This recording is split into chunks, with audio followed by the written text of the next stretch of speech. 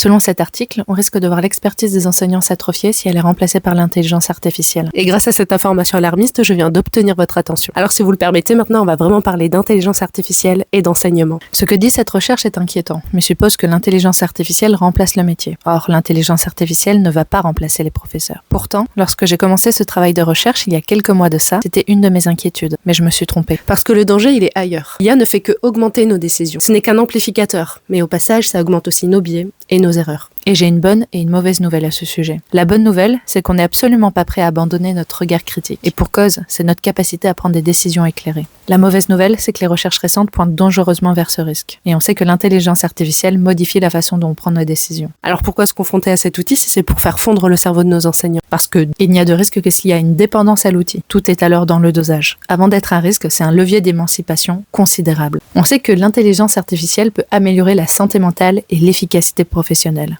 La collaboration entre l'humain et l'intelligence artificielle peut produire des meilleures performances que l'humain tout seul. Elle permet de libérer des ressources mentales pour des tâches d'ordre supérieur et améliorer la réussite scolaire. Alors oui, l'intelligence artificielle peut améliorer l'apprentissage à condition d'être accompagnée. C'est une question d'équilibre entre tirer parti de ses capacités transformatrices tout en protégeant nos capacités cognitives.